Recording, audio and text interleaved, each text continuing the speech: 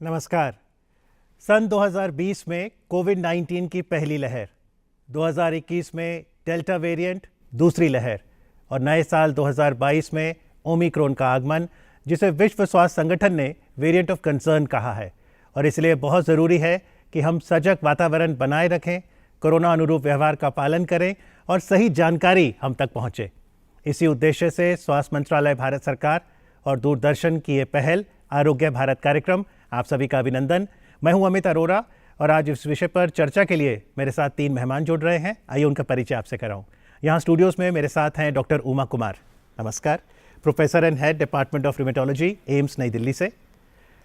पुणे से स्काइप के माध्यम से जुड़ रहे हैं डॉक्टर रमन गंगाखेडकर, नमस्कार डॉक्टर रमन, आप पब्लिक हेल्थ एक्सपर्ट हैं, formerly with Indian council of medical research. और हमारे साथ तीसरे मेहमान हैं doctor SM. Raheja, senior consultant physician, medical superintendent, GB Pant अस्पताल दिल्ली से। नमस्कार डॉक्टर साहब। नमस्कार। डॉक्टर उमा, आपसे शुरू करूंगा। जिस तरह से नए साल में अब 20 दिन गुजरे हैं, जो पेशेंट्स आपके पास आए हैं, ओमिक्रॉन के क्या लक्षण सामने आ रहे हैं? देखिए, कहा ये जा रहा है और देखा भी गया है कि जो ओमिक्रॉन के सिम्टम्स हैं वो डेल्टा वेरिएंट से अलग हैं थोड़े, और लोगों में एक ये धारणा उनकी वजह से बन गई है कि ये बहुत माइल्ड इन्फेक्शन है।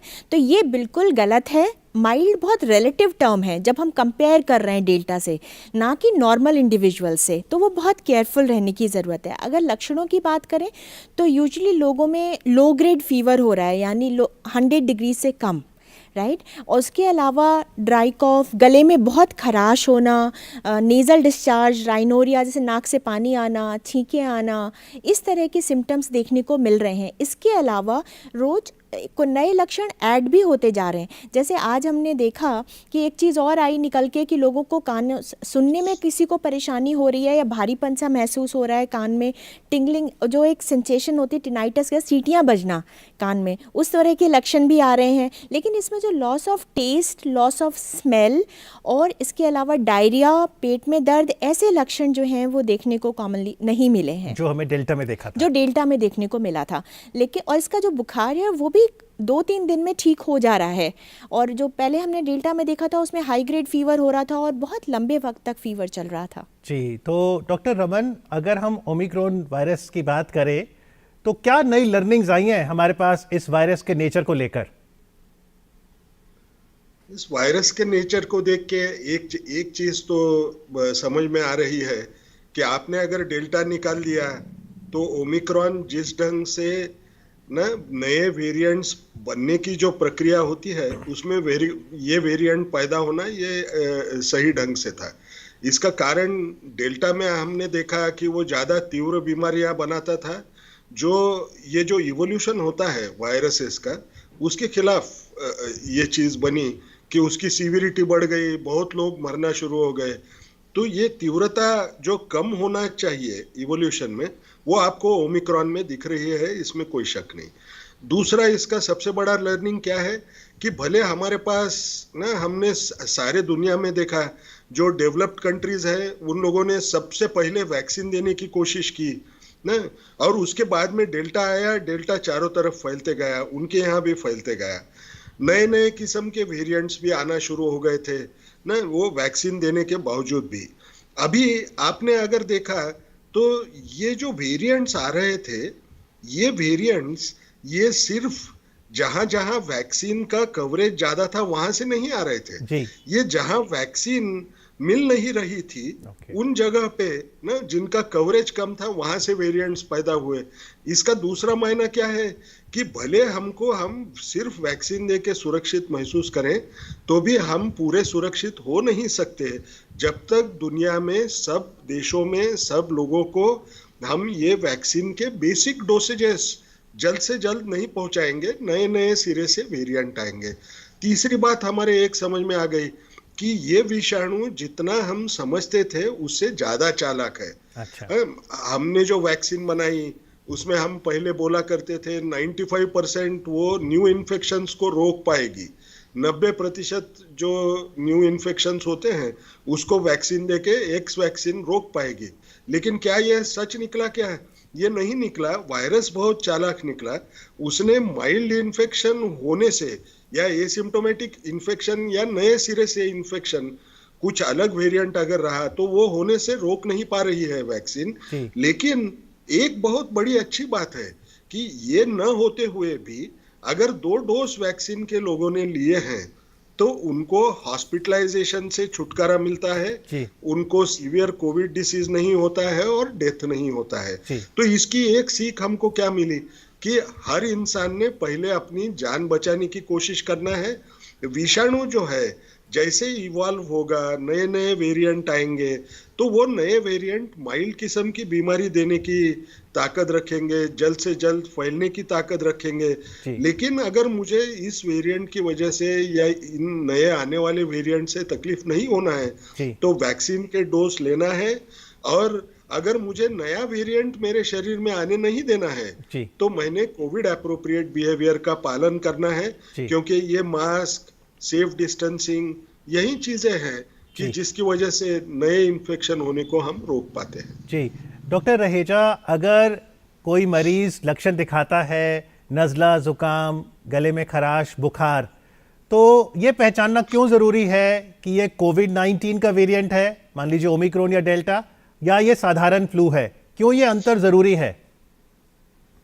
इस मौसम में खांसी, जुकाम, बुखार, नज़ला, वायरल फीवर, कॉमन कोल्ड ज़्यादा होता है क्योंकि सर्दी ज़्यादा है, लोग क्लोज एनवायरनमेंट में रहते हैं, एक दूसरे के पास रहना पसंद करते हैं और एयर वेलोसिटी भी कम होती है। तो ये सभी चाहे कोविड-19 का वायरस है, चाहे फ्लू का वायरस है या कोई और वायरस है, कॉमन कोल्ड का, वायरल का, तो ये सारे वायरस बेसिकली हवा के जरिए फैलते हैं और इसीलिए जरूरी हो जाता है क्योंकि इस समय ओमिक्रॉन, देखिए काफी ज्यादा पेशेंट्स ओमिक्रॉन के ही हैं कोविड-19 के। तो इसीलिए यदि आपको ऐसा होता है कि आपको खांसी, जुकाम, बुखार है तो सबसे इंपॉर्टेंट है कि आप तुरंत अपने आप को आइसोलेट कर लीजिए under the high index of suspicion. मतलब जब तक आप ये प्रूव नहीं करते कि ये कोविड-19 ओमिक्रॉन या नहीं है, तब तक आपको ये सोचना है कि हमें कोरोना ही है, कोविड-19 का इन्फेक्शन है। क्योंकि इससे 2 फायदे हैं। एक तो आप तुरंत अपना टेस्ट कराइए और उसके लिए घर पे आरटी-पीसीआर और सरकार के द्वारा भी आरटी-पीसीआर के फ्री में किया जाता है और इसके हमने कैपिंग भी कर दी है प्राइसेस की। तो आप दोनों टेस्ट करा सकते हैं। हालांकि आरटी-पीसीआर ज्यादा सेंसिटिव और स्पेसिफिक है और जो एंटीजन है वो बेसिकली हमें स्क्रीन करने के काम आ सकता है, उसकी सेंसिटिविटी बहुत कम है, 30-40%। डॉक्टर साहब, मैं आपसे जरूर टेस्ट के बारे में पूछूंगा। आपको अलग होना जरूरी है कि आप जल्दी डायग्नोज हो जाते हैं तो आपका ट्रीटमेंट भी जल्दी होगा और आपका जो बाकी घर के व्यक्ति हैं जो आपके आसपास हैं वो इन्फेक्शन नहीं फैलेगा इसका। बेसिकली हम बीमारी को फैलने से रोकने के लिए सबसे जरूरी है कि हाई प्रिकॉशन रखना है हमें। और जैसे डॉक्टर गंगाधर ने बताया कि 3 ही चीजें हैं उसमें मेन, तो जी डॉक्टर, कोविड एप्रोप्रिएट बिहेवियर, जिसमें घर से बाहर जाएं तो मास्क अवश्य लगा के जाएं, 2 गज की दूरी बना के रखें, दूर से नमस्ते करें और अननेसेसरली डोर हैंडल, किसी का कंप्यूटर, सेल फोन, पेन, इसको ना छुएं। टेबल टॉप वगैरह जो छूते हैं तो हाथ को साबुन से 20 से 40 सेकंड तक धोएं। यदि हाथ धोने की व्यवस्था नहीं है तो आप 70% अल्कोहल पे सैनिटाइजर का इस्तेमाल कर सकते हैं। और दूसरी चीज है वैक्सीनेशन अवश्य कराएं, क्योंकि जैसे गंगाधर जी ने बताया कि उससे आपको बीमारी अगर होती भी है तो सीवियर इन्फेक्शन नहीं होती है। हमारा पूरा जो डेटा है वो बता रहा है। थैंक यू डॉक्टर साहब। हॉस्पिटल में एडमिट करने की, आईसीयू जाने की जरूरत नहीं है। माफी चाहूंगा, आपको यहाँ रोकूंगा डॉक्टर रहेजा। गैदरिंग ना करें, भीड़ भाड़ के इलाकों में ना जाएं, फंक्शन ना करें। और ये भी देखा गया बंद कमरों में ज्यादा फैलता है ये वायरस। तो WHO का स्टडी भी आया है कि अगर खुले में रहते हैं तो ये वायरस कम फैलेगा। तो यदि हम बेसिक चीजों का ध्यान रखें, इसमें हमें पैनिक क्रिएट नहीं करना, लेकिन हमें सावधान रहने की आवश्यकता है, प्रिकॉशन लेने की आवश्यकता है। और यदि आरोग्य भारत कार्यक्रम में आप भी विशेषज्ञों से अपना कोई सवाल करना चाहते हैं तो जल्दी से हमारे स्टूडियो का नंबर नोट कर ले। दिल्ली का STD कोड रहेगा 011 और नंबर है 23097532। That's 011-2309-7532। Doctor Uma, common flu और ओमिक्रॉन में अंतर क्या इसलिए भी ज़रूरी है क्योंकि एंटीबायोटिक्स कब लेने हैं ये भी इस पर निर्भर करेगा?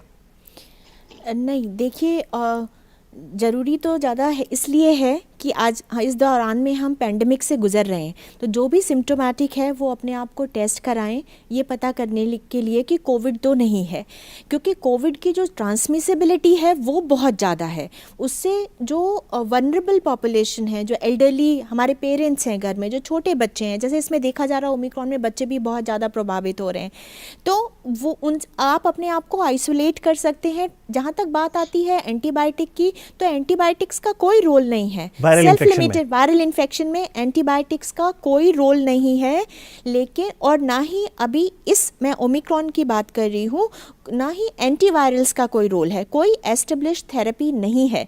तो इसलिए हम ये कहना भी चाहेंगे अपने व्यूअर्स को कि अगर उनको माइल्ड फीवर हो रहा है, अपर रेस्पिरेटरी ट्रैक्ट इन्फेक्शन है, वायरल इन्फेक्शन सस्पेक्टेड है, तो एंटीबायोटिक अपने आप बिल्कुल ना लें, क्योंकि हम वैसे ही एंटीबायोटिक रेजिस्टेंस की समस्या से we are suffering with that problem, और उसकी वजह से जिनको वाकई एंटीबायोटिक चाहिए और उनमें उसका इफेक्ट ही नहीं आता, तो इसलिए जब सेकेंडरी इन्फेक्शन, बैक्टीरियल इन्फेक्शन हो जाता है किसी पेशेंट में, जैसे सपोज किसी को वायरल निमोनिया हुआ, वो हॉस्पिटल में एडमिट हुआ, या और कोई हॉस्पिटल एक्वायर्ड इन्फेक्शन हो जाता है पेशेंट जो एडमिट है, तब एंटीबायोटिक्स का रोल आता है। जैसे गले में खराश हो, लंबे समय खांसी चले, व्यक्ति हार कर कई बार कहता है एंटीबायोटिक ले लो, नहीं लेना है खांसी कम करने। बिल्कुल भी नहीं लेना, अपने आप एंटीबायोटिक्स बिल्कुल भी नहीं लेने हैं, और ये बहुत प्रचलित हो रहा है आजकल।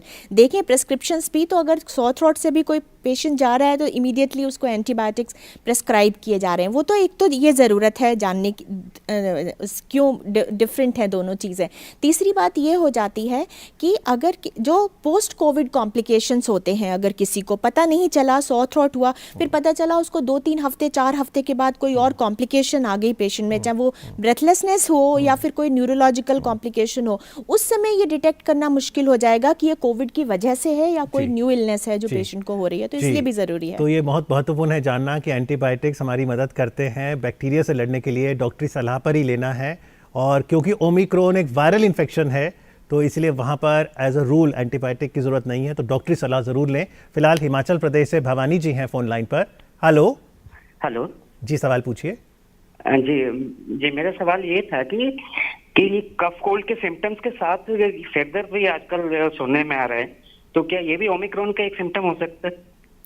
जी, उसके अलावा जो सिम्टम्स मैंने बोले, इसके अलावा सिर में दर्द की प्रॉब्लम, माइल्जियाज यानी मांसपेशियों में दर्द, पूरे शरीर में दर्द, इस तरह की और फटीग, जहाँ बहुत ज़्यादा थकान हो रही है फॉर नो रीजन, तो ये सब चीज़ें देखने को मिल रही हैं ओमिक्रॉन इन्फेक्शन में। जी, डॉक्टर रमन गंगाखेडकर, हमने पिछले साल देखा बहुत से लोग देश में आगे आए और उन्होंने वैक्सीन के दोनों डोज लिए।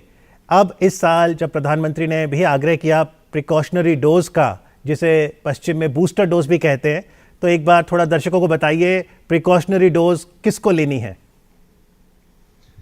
अभी के समय पे जो प्रिकॉशनरी डोज है, जिनकी उम्र 60 साल के ऊपर है, जिनको क्रॉनिक मॉर्बिडिटी है, जो हेल्थ केयर वर्कर्स है या फ्रंटलाइन वर्कर्स है, ये 3 लोगों को ही अभी के तौर पे ये प्रिकॉशनरी डोज दिया जा रहा है। तो हमको उसका अपना खुद का इंतज़ार करना चाहिए कि वो ग्रुप में हम आ जाएं। अब ये किसको दिया जाता है, ये 3 ग्रुप में के भी अगर हमने लोग देखे तो जिस इंसान को 9 महीने पहले कम से कम यानी दूसरा डोज लेने के बाद में 9 महीने के बाद में उसको ये प्रिकॉशनरी डोज दिया जाता है। इसका दूसरा मायना क्या है, अगर मैं 65 ईयर्स का उम्र का भी होगा लेकिन मैंने दूसरा डोज जो है 3 महीने पहले लिया है, तो मुझे प्रिकॉशनरी डोज मिलेगा नहीं। उस 2 डोज में का अंतर कम से कम 9 महीने का रहना चाहिए, ये हमको मालूम रहना है। जी, डॉक्टर रहेजा, यानी जिसने मार्च पिछले साल अपनी दूसरी वैक्सीन की डोज ले ली थी, कोविन में हम देखेंगे कि वहाँ पर अब वो बुक कर सकता है स्लॉट और प्रिकॉशनरी डोज ले सकता है। पर ये बताइए, अगर उस मरीज के 9 महीने का अंतराल तो हो गया दूसरी डोज से, लेकिन अगर उसे ओमिक्रॉन हुआ है पिछले महीने या 2 हफ्ते पहले, तो ओमिक्रॉन से भी क्या कुछ अंतर रखना है प्रिकॉशनरी डोज लेते वक्त? हाँ जी, डेफिनेटली। यदि आपको पिछले कुछ दिनों में कोरोना हुआ है तो आपको अपनी प्रिकॉशनरी डोज लेने के लिए 3 महीने वेट करना चाहिए। और उसके पीछे रैशनल ये है कि यदि आपको कोरोना हो जाता है, कोविड हो जाता है इन बिटवीन, तो उसके बाद जो शरीर में एंटीबॉडीज बनती हैं वो 3 महीने तक रहती हैं। तो इसीलिए आपको उस समय ये डोज लेने की आवश्यकता नहीं है। लेकिन आप देखेंगे कि सभी को जिनका 9 महीने पूरे हो गए हैं, जिनकी आयु 60 साल से अधिक है, जो जिनको कोमॉर्बिड कंडीशंस हैं, हेल्थ केयर वर्कर हैं, फ्रंटलाइन वर्कर्स हैं, उन सभी को मैसेज भी आ रहा है हमारी सरकार की तरफ से, भारत सरकार की तरफ से भी, आपका नेक्स्ट प्रिकॉशनरी डोज ड्यू है। मुझे भी मतलब हमें इतना, हम सेंटर में भी ये देख रहे हैं कि पेशेंट अपने सेल फोन से हमें मैसेज दिखाते हैं कि मेरे को मैसेज आया है, तो हम उसको तुरंत अपने सेंटर में नेक्स्ट डोज दे देते हैं। और ये बड़ी खुशी की बात है कि बहुत बढ़ चढ़ के लोगों ने इसमें बेनिफिट उठा रहे हैं। और 15 साल से 18 साल के बच्चे हैं, वो भी बहुत एंथुसियास्टिक हैं, वो भी बहुत कहते हैं ना कि उत्सुक थे, और उन्होंने बहुत तेजी से अपनी वैक्सीनेशन कराई है। हम अपने सेक्टर में देखते हैं और ओवरऑल डेटा भी ये सजेस्ट करता है। तो 60 साल से अधिक जो व्यक्ति हैं, जिनको कोमॉर्बिड कंडीशन है, ब्लड प्रेशर हाई रहता है, हार्ट की बीमारी है, क्रॉनिक लंग डिसीज है, लंग्स की बीमारी है, ट्यूबरक्लोसिस भी अब हाई रिस्क कैटेगरी में आ गया है, क्रॉनिक लिवर डिसीज है, क्रॉनिक किडनी डिसीज है, जो इम्यूनोसप्रेसेंट्स ले रहे हैं, स्टेरॉइड्स ले रहे हैं जिससे इम्यूनिटी कम होती है, जो बहुत ओबीज हैं, जो डायबिटिक्स हैं। जी डॉक्टर साहब, तो ऐसे व्यक्तियों के प्रिकॉशनरी डोज इस समय लेना चाहिए, क्योंकि साइंटिफिक डेटा बताता है कि हमने जो सेकंड डोज लिया है 9 महीने पहले, उसके अप्रोक्सीमेटली 6 से 9 महीने में हमारी एंटीबॉडी कम होनी शुरू हो जाती है। जी डॉक्टर साहब, और ये भी देखा गया कि ये जो हाई रिस्क कैटेगरी है, इनके अंदर एक तो कोरोना होने के चांसेस ज्यादा हैं, और यदि कोरोना का इन्फेक्शन हो जाता है तो इनमें सीरियस इन्फेक्शन होने के चांसेस ज्यादा है, आईसीयू एडमिशन, हॉस्पिटल एडमिशन ज्यादा होता है, और कॉलर है ज्यादा होता है।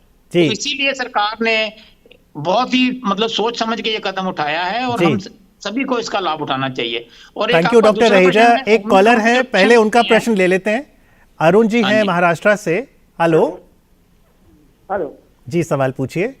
हाँ जी सर, मैं सवाल पूछना चाहता हूँ। पूछिए। जैसे जो ये बूस्टर डोज है, जैसे मैंने बूस्टर डोज कोवैक्सीन के ले लिया है मैंने, हाँ जी, तो नेक्स्ट डोज कोविशील्ड के ले सकता हूँ क्या, जैसे बदल के? जी शुक्रिया डॉक्टर उमा। अगर पहले 2 वैक्सीन के डोज कोवैक्सीन के लगे हैं तो प्रिकॉशनरी डोज भी क्या कोवैक्सीन ही लेनी है? जी बिल्कुल, जो पहली 2 डोजेज ली हैं या 1 डोज किसी ने ली है, सेकंड डोज ले रहा है, तो उसको सेम वैक्सीन लेनी है। वैक्सीन मिक्स एंड मैच नहीं करना है, बिल्कुल नहीं करना है। लेकिन एक चीज़ मैं ये कहना चाहूँगी यहाँ पर कि कुछ ऐसे स्टडीज़ आए और आ रहे हैं जिसमें ये देखा गया कि जहाँ मिक्स एंड मैच किया गया वहाँ पे जो एंटीबॉडीज़ थे वो ज़्यादा बने। लेकिन मैं एक चीज़ बहुत एम्फसाइज करना चाहूँगी कि हर दिन हजारों की मात्रा में पब्लिकेशंस आ रहे हैं, जहाँ छोटी सी भी कोई स्टडी होती है वो तुरंत पब्लिश हो रही है, चाहे वो पीयर रिव्यू नहीं हो पा रही है, जो कि पॉसिबल नहीं है इतनी जल्दी होना।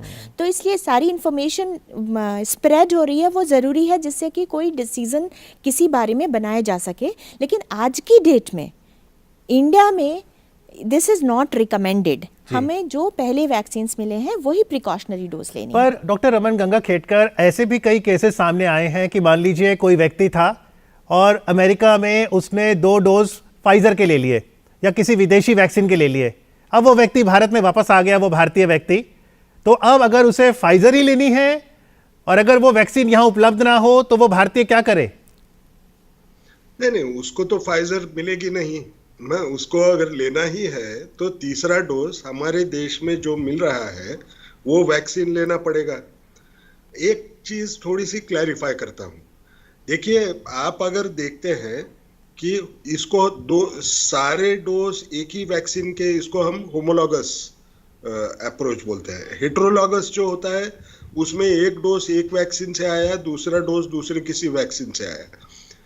इसमें भले एंटीबॉडीज बढ़ते हैं, लेकिन इसका मायना, उसका असर हमको पेशेंट आउटकम्स में उतना दिखेगा और कितना ज़्यादा फर्क पड़ेगा अगर दोनों मिक्स करके रहें, उसके लिए बहुत अच्छा डेटा अभी भी उपलब्ध नहीं है। आप अगर ऐसे देखें तो 3 डोज देने के बाद में ना। हम अगर एक स्कूल है, एक कुछ लोग हैं जो ऐसे सोचते हैं कि 3 डोज एक ही वैक्सीन की दिए तो उसका ब्रेड्थ ना, वो रिस्पांस का उतना ही अच्छा रहता है।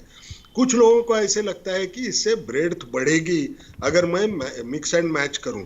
जब तक इसके बारे में ऐसा कोई ठोस सबूत नहीं आता है कि मैंने अगर 2 अलग अलग वैक्सीन एक साथ अगर दिए तो उससे बहुत बड़ा फायदा होगा, तब तक हमको ये 3 डोज एक ही वैक्सीन के लेना हमारे लिए अच्छा है। और दूसरी सबसे बड़ी बात, हमको अगर वैक्सीन लोगों को देना है तो हमको एक पता है 90% लोगों को तो कोविशील्ड मिल चुकी है।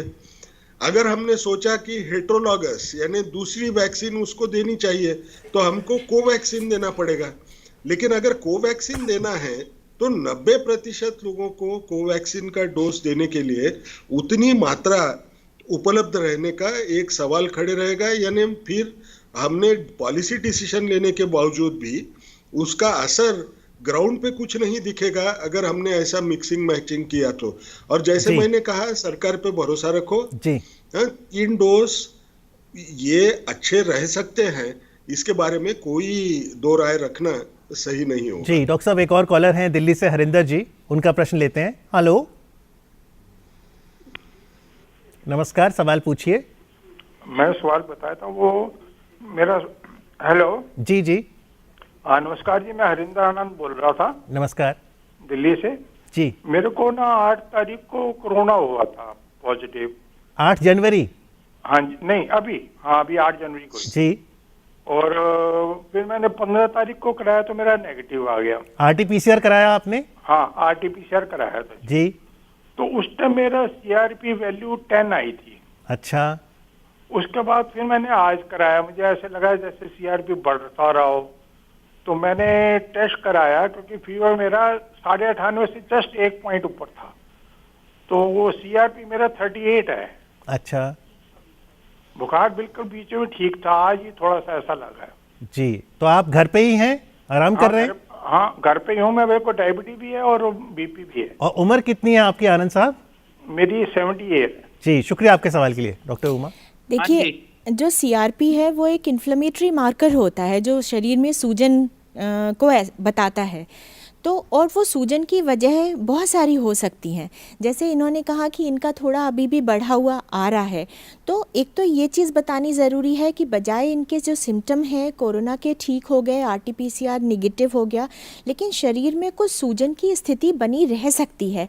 क्योंकि पहले हम मना करते हैं कि तुरंत ठीक होने के बाद कोई भी विगरस एक्सरसाइज या बहुत ज़्यादा एक्सर्शन में नहीं जाना है, क्योंकि हो सकता है जो लो ग्रेड ऑफ इन्फ्लेमेशन है वो किसी वजह से, जो हम और तरीक़ों से मेज़र नहीं कर सकते, उसकी वजह से आपने देखो सडन कार्डियक डेथ भी हुए हैं लोगों के।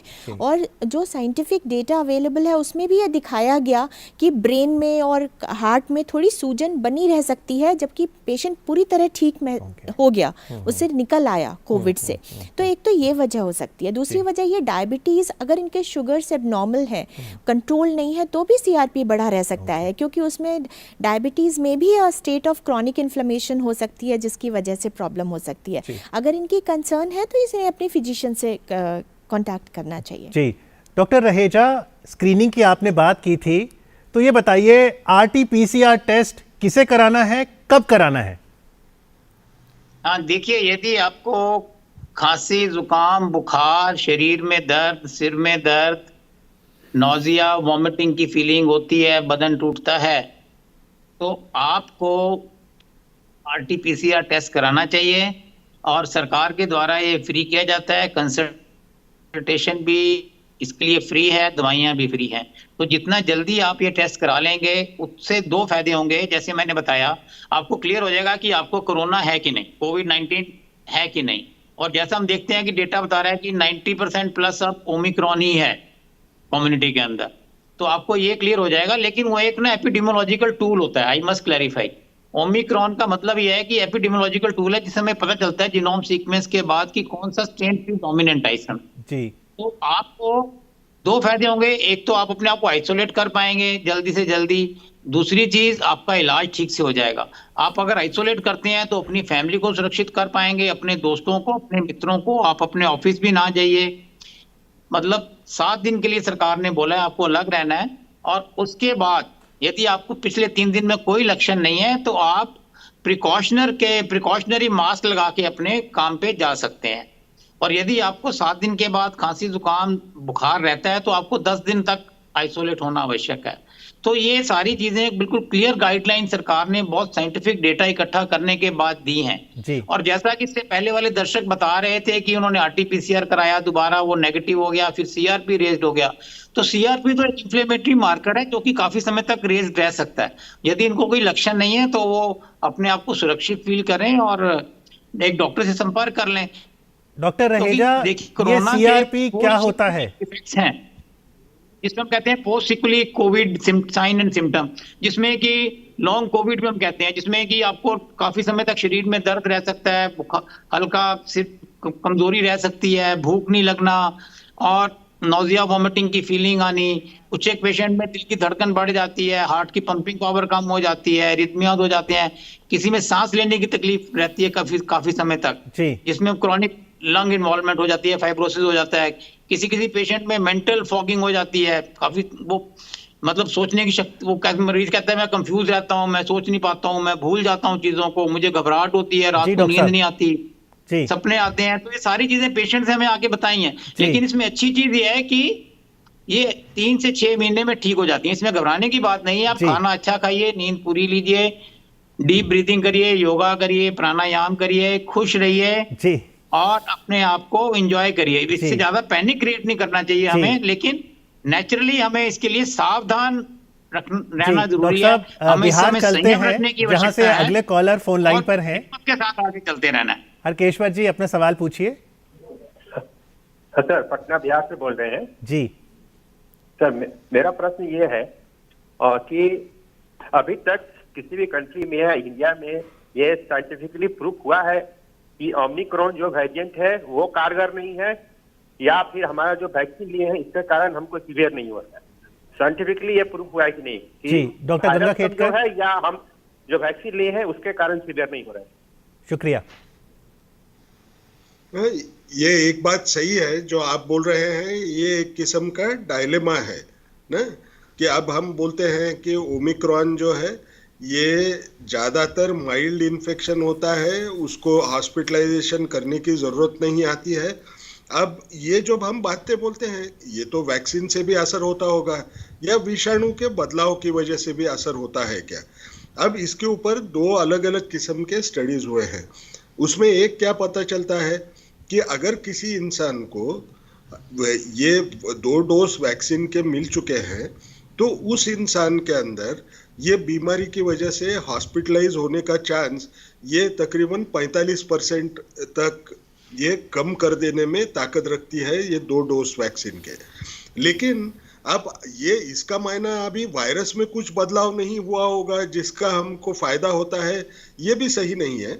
अमेरिका में एक स्टडी हुई, छोटे बच्चे जो हैं जिनको वैक्सीन नहीं दी गई, वो उन छोटे बच्चों में उन्होंने देखा कि जिन लोगों को ओमिक्रॉन हुआ है और कुछ लोगों को डेल्टा वेरिएंट की वजह से इन्फेक्शन हुआ है, उनको जब वो कंपेयर करने गए तो उनको पता चला कि जिनको ओमिक्रॉन हुआ था उनको हॉस्पिटल में भर्ती करने के लिए या इंटेंसिव केयर में उनको आईसीयू में एडमिट करने के लिए या मैकेनिकल वेंटिलेशन यानी जो वेंटिलेटर पे रखते हैं उसका चांस 70% से कम हुआ। इसका मायना क्या हुआ कि ये जो वेरिएंट है डेल्टा के वैसा खूंखार भी नहीं है और वैक्सीन का प्रोटेक्शन भी उतना ही अच्छा है। तो ये बदलाव जो दिख रहा है ये सिर्फ वैक्सीन की वजह से नहीं, 2 डोज लेने की वजह से नहीं और सिर्फ विषाणु के बदलाव की वजह से नहीं, ये दोनों मिलके बदलाव हमको दिखाई दे रहा है, ऐसा आज तक की रिसर्च बोलती है। जी, यानी वैक्सीन पर हमें ज़रूर विश्वास करना होगा। तो मान लीजिए डॉक्टर उमा कोई 70 वर्षीय महिला है, उसने 1 मई को अपनी दूसरी वैक्सीन डोज ली थी पिछले साल और अब कोविड में आ गया कि आप अगले हफ्ते प्रिकॉशनरी डोज ले सकते हैं, तो डोज ले लेनी चाहिए और उसके बाद डोज के बाद कोई एहतियात बरतें कुछ दिन? डोज़ उनको बिल्कुल लेनी चाहिए क्योंकि जो एल्डरली पॉपुलेशन है मोर देन 60 इयर्स उनके लिए रिकमेंडेशन है और जैसे बताया कि फ्रंट लाइन वर्कर्स के लिए है। और दूसरा, जहाँ तक एहतियात की बात है, तो जो कहा जाता है कि जब वैक्सीन लगाते हैं उसके बाद आधे घंटे तक वेट कराते हैं, ऑब्जर्व करते हैं कि कोई और प्रॉब्लम तो पेशेंट को नहीं हो रही, क्योंकि कुछ लोगों को बजाय वो जो वैक्सीन के कॉन्स्टिट्यूएंट्स हैं उससे ना हो, इंजेक्शन लगाने के बाद भी वेजोवेगल या कुछ प्रॉब्लम्स ऐसी हो जाती हैं, चक्कर आना इस तरह की, तो उन सब चीज़ों को ध्यान में रख के आधे घंटे के लिए ऑब्जर्व करते हैं हॉस्पिटल में। फिर जब पेशेंट घर जाता है तो ये हो सकता है कि उसको फीवर हो जाए लो ग्रेड, या फिर थोड़े पेन्स एंड एक्स हो जाएं, तो ये बहुत नॉर्मल सी बात है जो से 2 तो 3 दिन में ठीक हो जाता है। तो मान लीजिए अगर सीनियर सिटीजन ने प्रिकॉशनरी डोज ली, कई बार होता है जी दांत बनवाने हैं, कई बार होता है जी कोई और भी ट्रीटमेंट, वो डेफर कर दे या डोज का उसका कोई लेना देना नहीं? देखिए, डोज की वजह से डेफर करने की ज़रूरत नहीं है, बिल्कुल करवा सकते हैं, लेकिन यहाँ पर आज के टाइम में जब हम पेंडेमिक से गुजर रहे हैं तो ऐसी कोई अगर बहुत ज़रूरत नहीं है जिसमें आपको हॉस्पिटल जाने की ज़रूरत पड़े, जहाँ भीड़ भाड़ वाली जगह में, या फिर कोई क्लोज एनकाउंटर हो किसी भी वजह से, चाहे वो डॉक्टर या डेंटिस्ट के पास जहाँ जाएंगे, तो वो सब अवॉइड करें तो ज़्यादा अच्छा है। जी, इस समय एक और कॉलर है फोन लाइन पर। हेलो, नमस्कार जी, सवाल पूछिए। हेलो, 0112309752 इस फ़ोन नंबर पर आप हमें फ़ोन कीजिए। आप देख रहे हैं दूरदर्शन पर कार्यक्रम आरोग्य भारत, जहां पर आज हम फोकस कर रहे हैं कोविड-19, खासतौर पर ओमिक्रॉन वेरिएंट, जिसे वेरिएंट ऑफ कंसर्न कहा गया है। सही जानकारी हमारे पास रहेगी तो जैसा डॉक्टर रहेजा कह रहे थे, बिल्कुल घबराहट नहीं होगी, पैनिक नहीं होगा। तो डॉक्टर रहेजा, जो पेशेंट आपके पास आते हैं, आप मानसिक सेहत कैसे देख रहे हैं पेशेंट्स की भी, और साथ ही अगर मैं आपकी बात करूं, डॉक्टर्स की, नर्सेज की, हेल्थ केयर वर्कर्स की, आप सबको सलाम है पिछले 2 साल से जो आप लोगों का योगदान रहा है, आप अपनी टीम का मनोबल कैसे बढ़ा के रखते हैं? सबसे तो अच्छी बात यह है कि हम सबने वैक्सीनेशन करवाया हुआ है, सबने फर्स्ट वीक में ही वैक्सीनेशन करवा लिया हम सब ने। अच्छा जी। तो जैसा हम देखते हैं कि वैक्सीन लगने के बाद आपको सीरियस बीमारी होने के चांसेस बहुत कम है, तो इससे हमारा मनोबल डेफिनेटली बढ़ता है। और इसीलिए सरकार ने भी फ्रंट लाइन वर्कर और जो हाई रिस्क पेशेंट्स हैं, हाई रिस्क कैटेगरी वाले, और डॉक्टर्स, नर्सेज, हेल्थ वर्कर जितने भी हैं, उनको पहले प्रायोरिटी पे वैक्सीन इसीलिए दिया, और इसके लिए हम सरकार का धन्यवाद करते हैं। दूसरी चीज ये है कि मास्क हम लगा के रखते हैं, हम भी जब जाते हैं हॉस्पिटल में तो N95 मास्क लगा के रहते हैं, और वहाँ पे मास्क लगा के बैठने में ही हमारी सुरक्षा है, और यही हम मोटिवेशन करते हैं सभी का। तो एज ए टीम सब लोग मिलजुल के कार्य कर रहे हैं। जैसा मैंने बताया कि इट्स ए न्यू चैलेंज, और every challenge brings new opportunity to prove yourself. तो हम सब इसका मनोबल इसलिए बढ़ाते हैं कि आप सभी मिलजुल के बहुत अच्छा कार्य कर रहे हैं और कर भी रहे हैं, और इसी प्रकार हम जनता से भी कहते हैं कि उनको भी अपना जन भागीदारी और संकल्प के साथ आगे बढ़ना चाहिए। सभी ध्यान रखें, क्योंकि यदि हम ट्रांसमिशन ऑफ वायरस रोक देते हैं, मास्क लगाते हैं, 2 गज की दूरी बना के रखते हैं, तो बिल्कुल जब ट्रांसमिशन जाएगा तो नया वेरिएंट भी पैदा नहीं होगा। वायरस में म्यूटेशन तभी होता है जब उसमें आपका ट्रांसमिशन होगा। यदि आप उसका एक व्यक्ति दूसरे व्यक्ति में जाने से रोक देते हैं प्रिकॉशन लेने से, तो आगे आने वाले वेरिएंट को भी हम कम कर सकते हैं, रोक सकते हैं। जी बिल्कुल। आगे ज़रूर हम अपने विशेषज्ञों से जानेंगे कि अगर हम छोटे बच्चों की बात करें तो उन्हें कब वैक्सीन लगवाना चाहिए, स्कूल्स कब खुलने चाहिए, इस पर हम बातचीत करेंगे। यदि आप भी स्कूल प्रशासन से जुड़े हैं, पेरेंट्स हैं, तो आप फ़ोन कीजिए 0112309753 से। लेकिन जैसा डॉक्टर रहेजा ने कहा, दूर से नमस्ते करें, कोरोना अनुरूप व्यवहार का पालन करें, मास्क अवश्य पहने। तो आइए देखते हैं मास्क अप इंडिया। दवाई भी कड़ाई भी का मंत्र लिए वैक्सीनेशन की चल रही है लहर, गांव-गांव, शहर-शहर। लेकिन जब इतना किया है सब्र, तो थोड़े और समय रखें कोरोना पर कड़ी नजर। ना छोड़ें 2 गज दूरी, सैनिटाइजेशन और मास्क की सावधान डगर। रहें इस खतरे से सचेत हर प्रहर। कोरोना को हराना है तो मास्क जरूर लगाना है। Mask up India. Mask up India.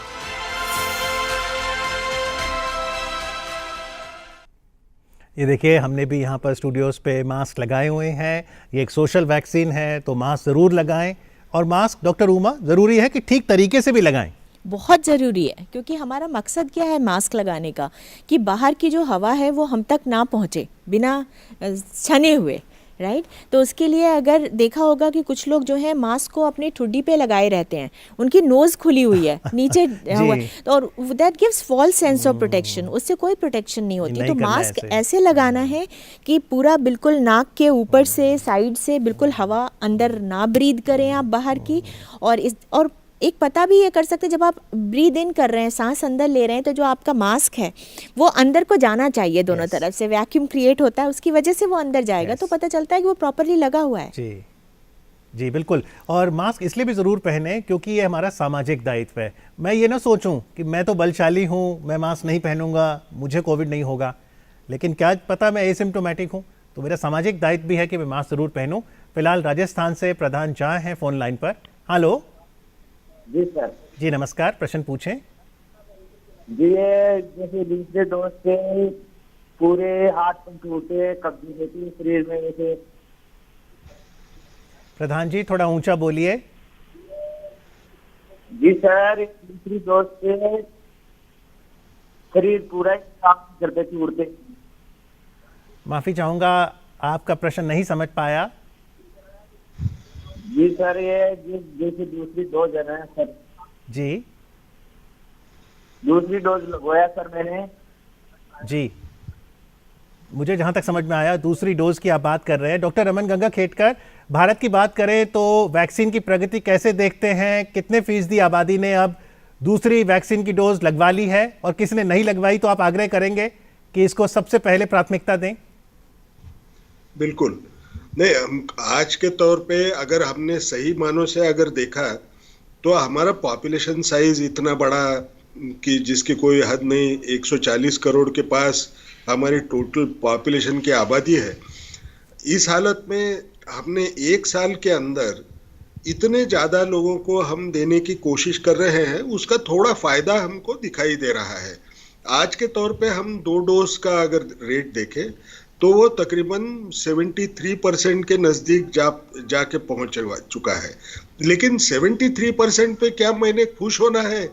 नहीं, क्योंकि 73% पे अगर मैं खुश होता हूं तो मुझे एक चीज़ याद रखना है कि आप 73% लोग उनको वैक्सीन मिली है, इसका मायना 27% लोग ऐसे हैं कि जिनको वैक्सीन के 2 डोज अभी तक मिले नहीं है। इसके बावजूद कि वो एलिजिबल हैं, डोज की मात्राएं उपलब्ध है, उनको सिर्फ वो वैक्सीन सेंटर को जाके वो वैक्सीन लेना है। और जब हम 27% बोलते हैं, इसको अगर सादी भाषा में समझाना है तो इसका मायना 4 जो भारतीय लोग हैं उनमें से एक इंसान हमको ऐसे मिलेगा कि जो एलिजिबल रहते हुए भी उसने वैक्सीन का डोज नहीं लिया है। इसका नुकसान क्या होगा? जब कभी अगर समझ लीजिए ओमिक्रॉन भी आपके शरीर में आया, जो ऐसे अक्सर देखा जाता है वो माइल्ड इन्फेक्शन है करके बोलते हैं, तो भी बाकी लोगों के मुकाबले में आपको तीव्र इन्फेक्शन होगा, आपको ज्यादा तकलीफ होगी। ये हमको क्यों करना है ना? जो चीज हमारे हाथ में है, दूसरा डोज लेके हमको आगे बढ़ना है। हमको एक याद रखना पड़ेगा कि आज भी हम जब बोलते हैं कि सिर्फ 27% बचे हैं, तो वो कोई बड़ी बात है? ये इसको अगर हम नाकारते हैं तो ये गलत रहेगा, क्योंकि इंग्लैंड में 18% लोगों को सेकंड डोज मिला नहीं था। तो इंग्लैंड की हालत क्या हो गई थी अभी एक हफ्ता पहले तक, ये हमको सबको मालूम है। हमारे यहाँ तो पॉपुलेशन साइज इतनी बड़ी है, इतने बड़े तादाद में अगर 27% लोगों को इन्फेक्शन नहीं है तो उससे पूरे हेल्थ सिस्टम को बड़ा स्ट्रेस या चैलेंज देने की ताकत ये अभी भी अनवैक्सीनेटेड या इनकम्प्लीट वैक्सीनेशन वाले लोग करते हैं। ये हमको याद रखना है।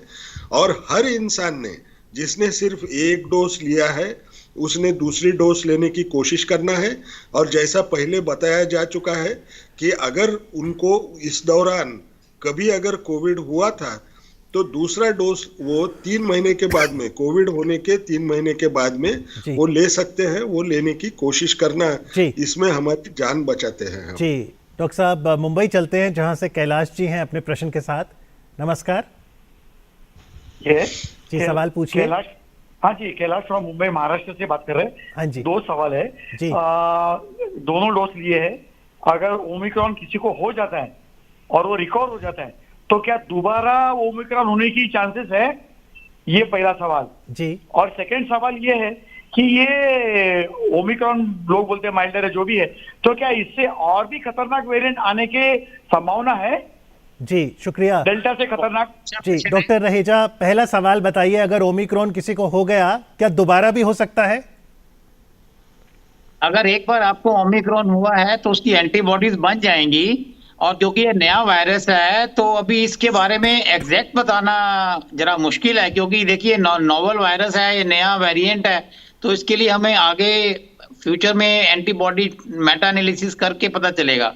लेकिन हम जो पिछले स्टडीज है हमारी अभी तक की, उसके हिसाब से हम कह सकते हैं कि कम से कम नहीं 6 महीने तक इसकी एंटीबॉडीज रहनी चाहिए। 3 से 6 महीने, 3 महीने तो कम से कम रहेंगी और उसके आगे भी रह सकती हैं। इसलिए हम कहते हैं कि अगर आपको हो गया इस दौरान कोरोना, तो आप अगला डोज 3 महीने बाद लीजिए। और दूसरी चीज इनकी ये बात है कि अगला वेरिएंट आ सकता है कि नहीं आ सकता? बिल्कुल आ सकता है। इसलिए हम बार बार कहते हैं ये आप मास्क लगाइए और मास्क को ठीक से लगाइए। इसका ट्रिपल लेयर सर्जिकल मास्क है, इसके ऊपर क्लिप है, डार्कर साइड को बाहर रखिए, पूरे नाक को कवर करिए, नाक के ऊपर टाइट करिए, पूरा इसको ऐसे करके मुंह को, नाक को कवर करना है, और आंखों को आप ग्लास से या शील्ड से कवर कर सकते हैं। तो इसके बाद आप 80% प्लस सुरक्षित हो जाते हैं। चाहे आपके पास अल्फा वेरिएंट आए, डेल्टा आए, ओमिक्रॉन आए, या इसके बाद भी कोई वेरिएंट आए। तो इसलिए मैंने बोला कि यदि हम ट्रांसमिशन ऑफ वायरस रोक देते हैं तो आगे इसके अंदर म्यूटेशन नहीं होंगे। म्यूटेशन तभी होता है जब वायरस एक से दूसरे व्यक्ति में जाता है। वायरस एक इनेट पार्टिकल अपने आप से डिवाइड नहीं करता, जब ये हमारे शरीर के सेल में प्रवेश करता है तभी ये वायरसेस मल्टीप्लाई कर सकते हैं, और तभी इनमें म्यूटेशन होने के चांसेस डॉक्टर रहेजा ने बताई है कि हमें कहीं ना कहीं ये जो पूरी चेन है संक्रमण की, इसे तोड़ना होगा। यदि ट्रांसमिशन ही रुक जाएगा तो शायद नए वेरिएंट भी नहीं आएंगे। Doctor Ganga Khedkar, delta, Omicron और भी आए दिन नाम सुनने को मिलते हैं, क्या आगे भी कोविड-19 के वेरिएंट आएंगे या आपको लगता है द वर्स्ट इज ओवर? कभी भी एक चीज याद रखना है कि वर्स्ट इज ओवर ये हमने जब तक नहीं बोलना है, जब तक ये सही मानों में खत्म हो चुका है ये हमको दिखाई नहीं देता है। इसका मुख्य कारण ये है कि अभी भी सारे दुनिया में वैक्सीन इनइक्विटी है। कई देश ऐसे हैं जहां लोगों को वैक्सीन पहुंचाने में हम कामयाब नहीं हुए हैं अभी तक। दूसरी बात एक बहुत बड़ी है कि जैसे समय जा रहा है उतना सबको ये पता चल रहा है कि ये जो विषाणु है ये सिर्फ इंसानों में इन्फेक्शन नहीं करता है, ये जानवरों में भी करता है। तो अभी जैसा ओमिक्रॉन है, ओमिक्रॉन के बारे में एक चर्चा काफी चल रही है, नए नए एविडेंसेस आ रहे हैं कि शायद ये जो माउस होता है, माउस यानी चूहा जो होता है, वो चूहे में इंसान ने चूहे को दिया, चूहे ने फिर इंसान को दिया, ऐसे करते रहने की वजह से शायद इस किस्म का वेरिएंट पैदा हुआ। अब इसके लिए पूरे आधार है ऐसे मैं नहीं कहूँगा। इसकी वजह से एक डर क्या है कि नए वेरिएंट्स आने का सिलसिला थियोरेटिकली होगा क्या, हो सकता है, लेकिन वो सही मानों में होगा ये देखने के लिए हमको थोड़ा इंतजार करना पड़ेगा। और एक तो उम्मीद हमको रखना पड़ेगा कि जहाँ तक हमारी उम्मीद रहे इसके बाद में कोई नया वेरिएंट न आए, लेकिन नया वेरिएंट आया भी तो भी मैंने खबरदारी क्या रखना है कि आज नया वेरिएंट दिखे या न दिखे, मैं मास्क पहनना भूलूंगा नहीं। भले ये ओमिक्रॉन की वजह से सारे लोगों को इन्फेक्शन हुआ ये भी पता चले तो भी मैं वो छोड़ूंगा नहीं। जी डॉक्टर साहब, सिटी ऑफ जॉय कोलकाता चलते हैं जहां से देव ज्योति हैं फोन लाइन पर। हेलो। यस, सवाल पूछिए।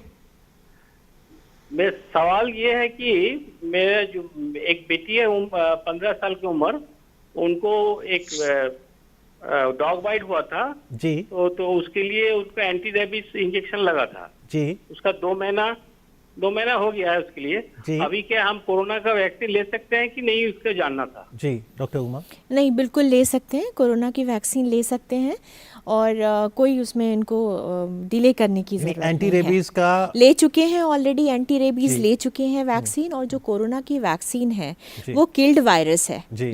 राइट, तो उसमें कोई खतरा नहीं है, वो ली जा सकते हैं। जी, तो वो स्कूल वाले प्रश्न पे आते हैं। बहुत समय हो गया, बच्चे घर पर हैं, ऑनलाइन क्लासेस कर रहे हैं, टीचर भी चाहते हैं बच्चों को देखें, बच्चे भी अब बोर हो गए और स्कूल जाना चाहते हैं। दिल्ली की बात करें या किसी भी जगह जहाँ पर अब केसेस थोड़े कम होने लगे हैं, कब तक स्कूल्स खोल सकते हैं हम लोग?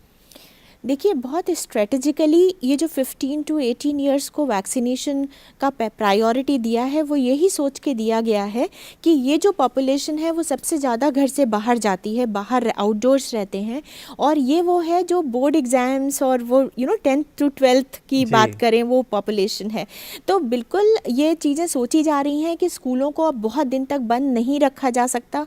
बंद रखने की वजह से सारे लेवल्स पे प्रॉब्लम है, बच्चों को भी मेंटल इलनेसेस हो रही हैं, उनके जो ग्रोथ है, उनकी जो सोशल डेवलपमेंट है वो प्रॉपर्ली नहीं हो पा रही है, जो पेरेंट्स हैं उनके अपने प्रॉब्लम्स हो रहे हैं कि उनकी क्लासेस ऑनलाइन हो रही हैं, उसके अपने कॉम्प्लिकेशंस हैं। तो इस करके मुझे लगता है कि जब अब आने वाले टाइम में हमें बहुत जल्दी ही ये बात सुनने को मिलेगी जहाँ पे स्टैगर्ड वे में स्कूल्स को खोला जाएगा। तो डॉक्टर रमन गंगाखेडकर, आप स्कूल्स की क्या जिम्मेदारी देखते हैं अगर निकट भविष्य में स्कूल्स खुलते हैं, बच्चे लौटते हैं? एक तो है कि स्कूल कोरोना अनुरूप व्यवहार का पालन करवाए बच्चों को, बच्चे भी फॉलो करें, लेकिन इसके अलावा अगर मान लीजिए स्कूल में कहीं बच्चे को कोई लक्षण आया, क्या स्कूल का दायित्व है कि वहां पर RT-PCR या इस तरह की टेस्टिंग करे? क्या जिम्मेदारी होगी स्कूल की? स्कूल की सबसे पहली बड़ी जिम्मेदारी यह है कि वहाँ जो काम करने वाले जो टीचर्स होंगे, उनके हेल्पर्स होंगे या अलग अलग जो प्रोफेशनल्स होंगे, इनको 2 डोज वैक्सीन मिल चुकी है क्या, ये देखना बहुत जरूरी रहेगा। जी। अब रहा दूसरा सवाल, हमको एक किस्म का सर्वेलेंस रखना पड़ेगा, यानी कोई भी बच्चा तो बच्चे को अगर कोई साधारण लक्षण भी दिखे तो सबसे पहले हमको वो बच्चे को भी समझाना पड़ेगा, माँ बाप को भी बोलना पड़ेगा, अगर कोई लक्षण है तो जितना हो सके उसको स्कूल मत भेजिए, क्योंकि वो अगर बच्चा उसको अगर बीमारी दिखी तो उसकी वजह से दूसरे को फैल सकती है। अब रही बात, उनको हमने अपील किया, लेकिन अपील करने के बावजूद भी आपको अगर स्कूल जब बच्चे आते हैं तो आपको चेक करना पड़ेगा कि किसी को कोई बुखार या कोई सर्दी के वजह से कोई लक्षण दिखाई देते हैं क्या। अगर दिखते हैं तो वो जो सेल्फ टेस्टिंग किट जो अभी बाजार में मिल रहे हैं, उससे उसकी जांच करवा के उसको तुरंत आइसोलेट करके उसको घर भेज देना है। या तो उसको वो ऑप्शन हम दें कि क्या हम स्कूल में ही आपकी जांच करें, या आपको आइसोलेट करने के लिए करके हम घर भेज देंगे तुरंत, और घर वाले फिर देखेंगे कि इसकी जांच होनी चाहिए कि हो जाएगी, उसकी वो करना चाहिए करके। ये हम दोनों अप्रोचेस इस्तेमाल कर सकते हैं, क्योंकि वो स्कूल के साइज के ऊपर, उसका स्टाफ कैसा है, ये उसको स्पेयर कर सकते हैं क्या, वहाँ ही टेस्टिंग हो पाएगी क्या, इसके ऊपर वो निर्भर रहेगा। लेकिन ये जिम्मेवारी है, ये मानना पड़ेगा। जी, डॉक्टर रहेजा दिलबाग हैं हरियाणा से, आपसे आग्रह है उनके प्रश्न का उत्तर दीजिएगा। जी दिलबाग जी। हाँ जी, हाँ जी, हाँ जी, पूछिए। ऐसा जी, जो ये वैक्सीन की डोज है, क्या वो लगवा सकता है जिसको रिएक्शन होता है दवाई का? आपको किस दवाई का रिएक्शन होता है? हर दवाई का रिएक्शन होता है सर। उम्र कितनी है आपकी दिलबाग जी? उम्र है 48 साल। और आपने अभी वैक्सीन का एक भी डोज नहीं लिया? नहीं लिया जी, लिया तो आगे लेने की थी, कदे रिएक्शन नहीं होता है कोई। जी डॉक्टर रहेजा, 48 साल के हैं, दवाई से रिएक्शन हो तो वैक्सीन ना लें? नहीं, ऐसा नहीं है। देखिए, जो एलर्जिक रिएक्शंस होती हैं वो पर्टिकुलर दवा से या पर्टिकुलर एंटीजन से होती हैं, तो इनको चाहिए कि अच्छे बड़े हॉस्पिटल में जाके आप वैक्सीन लगवा लीजिए, क्योंकि वैक्सीन लगवाने से ये ज्यादा सुरक्षित है। और दूसरी चीज, स्कूल के बारे में मैं बताना चाहूंगा कि बच्चों के बारे में मैं हमेशा ये मानता हूं कि बच्चों ने इस पेंडेमिक में, इस महामारी में सबसे ज्यादा सफर किया है। क्योंकि बच्चों की जो बेसिक नेचर है वो बाहर घूमने की, दोस्तों से मिलने की और तफरी, मतलब अपने साथ बच्चे खाना इकट्ठे खाना, उछल कूद करना, गपशप लगाना, ये उनकी चंचल नेचर है। और सबसे कम कंप्लेंट बच्चों ने किया है। हालांकि वो 2 साल से अभी स्कूल भी नहीं जा पा रहे हैं ठीक से, बाहर भी नहीं जा पाते हैं, तो हमें बच्चों के मानसिक स्वास्थ्य का भी ध्यान रखना है। स्कूल के अंदर जो जिम्मेवारी है, सैनिटाइजर अवेलेबल होने चाहिए, हाथ धोने की फैसिलिटी होनी चाहिए, बच्चों को मास्क लगा के आने के लिए कंपलसरी होना चाहिए, और उनको सोशल डिस्टेंस उसका मेंटेन करें, कोविड अप्रोप्रिएट बिहेवियर को फॉलो करें। और इसके लिए जरूरी है कि बच्चे को आप उसके साइज का मास्क प्रोवाइड करवाइए और उसको मास्क लगाने की घर में प्रैक्टिस करवाइए, क्योंकि ये मैंने अक्सर देखा कि हॉस्पिटल में मेरे लिए भी 6 घंटे मास्क लगाना मुश्किल हो जाता है लगातार। तो आपको जब तक आदत नहीं है, आप लंबे समय तक मास्क नहीं लगाएंगे तो हटाएंगे। स्कूल में बच्चे खाना इकट्ठे ना खाएं, दूर दूर बैठ के खाना खाएं। ये हमने ऑफिस में भी कल्चर बना दिया है कि इकट्ठे, अब वो समय नहीं है कि आप लंच में इकट्ठे बैठ के खाना खाएंगे, शेयर करेंगे। अभी तो आपको 2 गज की दूरी बना के रखनी है। और बच्चों के स्वास्थ्य के लिए जरूरी है कि हम उनको घर में बिजी रखें, उनके साथ जो घर की गेम्स हैं उनको उसमें इन्वॉल्व करें, घर में ऑनलाइन स्टडीज हो रही है उसमें इन्वॉल्व करें, म्यूजिक में, डांस में, गाने में, क्योंकि ये जो प्रॉब्लम्स हैं इस समय हमें इसको दूसरे टाइप से भी लेना चाहिए, क्योंकि घर में रह के हमें अपने आप को भी मनोबल अच्छा रखना। जैसे आप पूछ रहे थे, आप घर में अपनी connect to your self now, जैसे विवेकानंद जी ने बोला था कि खुद से कनेक्ट होने का समय है ये। हम सब दुनिया से बात करते हैं, सबसे मिलते हैं। अब ये ऐसा समय है कि जब हमें अकेले घर में रहना भी है, खुद से बात करें, खुद से कनेक्ट हो। Yoga, deep breathing, meditation, dancing, singing. Thank you doctor साहब, ये बहुत महत्वपूर्ण बातें आपने बताई हैं कि कहीं ना कहीं एक अवसर है हमारे पास कि हम खुद से जुड़ सकते हैं। खान पान की अगर बात करूं, कई बार विटामिन D3 का भी जिक्र होता है कि जी इसकी भी मात्रा लें, तो चाहे विटामिन हो, एसेंशियल मिनरल्स हो, खान पान की दृष्टि से हम अपनी इम्यूनिटी कैसे बढ़ाएं? देखिए, यहाँ पे सबसे पहले तो ये जानना ज़रूरी है कि इम्यूनिटी ओवरनाइट नहीं बढ़ती, उसकी शुरुआत बचपन से लेकर और बुढ़ापे तक चलती रहती है वो। तो उसमें एक बहुत इम्पॉर्टेंट कंपोनेंट होता है हमारी डाइट, और उस डाइट के लिए कोई बहुत एग्जॉटिक कुछ होना ज़रूरी नहीं है या कोई स्पेशल डाइट की ज़रूरत नहीं है। जो हमारे घर का जो हेल्दी फूड होता है उसमें हमें वो सारी चीज़ें मिल जाती हैं। जो वो सीरियल्स दालें और बाकी जो सीरियल्स लेने हैं, मिल्क प्रोडक्ट्स, फ्रूट्स, जो एग्स, नॉन वेजिटेरियन जो लेते हैं, वो सारी चीज़ें मिला के फिर सप्लीमेंट अलग से लेने की ज़रूरत नहीं होती। जो आपने कहा विटामिन D, हाँ, विटामिन D डेफिशिएंसी बहुत कॉमनली अप्रॉक्सीमेटली 90% इंडियन में ऑब्जर्व की गई है एट सम पॉइंट। और विटामिन D बहुत इम्पॉर्टेंट होती है even for maintaining our immune system. तो लेकिन जिनमें डेफिशिएंसी है वही विटामिन D का सप्लीमेंट लें। सब लोगों को विटामिन D बस सिर्फ पता है कि वो इम्यूनिटी ठीक होगी और उससे और फायदे होंगे तो लेना शुरू कर दें, ऐसा बिल्कुल नहीं होना है। सब लोग थोड़ी देर धूप जरूर ले लें, धूप जरूर लें। और धूप में भी ये है कि उतने लेना थोड़ा असंभव सा है, ये भी मैं कहना चाहूँगी। हम कहते हैं half an hour with your body 80% exposed और 10 to 12 PM के बीच में आप ले रहे हैं, तो वो पॉसिबल नहीं हो पाता है ज़्यादातर। लेकिन जो डाइट है वो फोर्टिफाइड फूड्स होता है, मिल्क फोर्टिफाइड है, उससे भी हमें ये चीज़ें और कुछ जो फूड प्रोडक्ट्स होते हैं उनमें मिल जाती है जी। तो जैसा डॉक्टर रहेजा ने कहा कि मानसिक सेहत अपनी ठीक रखें, डॉक्टर उमा ने कहा कि खान पान भी अपना ठीक रखें। चलते चलते डॉक्टर रमन गंगाखेडकर, 73% से हम लोग खुश नहीं हैं। आज 22 जनवरी है, क्या लगता है 27% जो और कवर करना है, अगर सब कोऑपरेट करें तो कब तक 100% हमारा लक्ष्य पूरे हो जाएगा दोनों वैक्सीन डोज का? अगर सबने ठान मान ली तो ये 15 तारीख फरवरी तक सब खत्म होना चाहिए। लेकिन सवाल यह है, जो लोग 27% अभी तक आए नहीं हैं, वो लोगों को शायद ज़्यादा डर है। उनको ऐसे लगता है कि वैक्सीन लेके तकलीफ और होगी क्या, या तो उनको उस चीज़ की फिक्र है कि वो अगर वैक्सीन लेने जाए तो एक दिन वो काम करने न जाएंगे और उसकी वजह से जो घर में पैसा आ रहा था वो एक दिन नहीं मिलेगा। लेकिन हम सब ने अंदर देखना है, मेरा एक दिन, हमको ये तो पता है कि वैक्सीन के दूसरे डोज से और कोई परेशानी होना नहीं है, उससे और प्रोटेक्शन ही मिलना है। और जो लोगों को लगता है कि लाइवलीहुड यानी मुझे एक दिन की तनख्वाह नहीं मिलेगी, उन्होंने एक सोचना है कि क्या एक दिन की तनख्वाह गंवाने की वजह से मुझे मेरी जिंदगी बहाल होती है जी, तो कौन सी चीज बड़ी है, इसके ऊपर हमें सोचना चाहिए। जी बिल्कुल। और डिजिटल इंडिया की एक नायाब मिसाल है कोविन पोर्टल, और अब तो कोविन में एक मोबाइल नंबर से 6 मेंबर रजिस्टर कर सकते हैं। तो आइए, यदि हमने खुद 2 वैक्सीन ले ली तो बीड़ा उठाएं। जो 27% हैं जिन्होंने नहीं ली, उन्हें भी जागृत करें, और जो लोग प्रिकॉशनरी डोज के लिए अब एलिजिबल हो गए उनको भी हम प्रेरित करें, ताकि वैक्सीन भी हम लगवाएं। सोशल वैक्सीन, मास्क भी ज़रूर पहने, जैसा डॉक्टर रईस ने कहा, दूर से नमस्ते भी ज़रूर करें। अगर हम ये करेंगे तो हम कोविड-19 की इस महामारी को ज़रूर हरा पाएंगे। आज कार्यक्रम में आके चर्चा करने के लिए आप तीनों मेहमानों का बहुत बहुत आभार। Thank you very much. Thank you. So stay safe, stay healthy.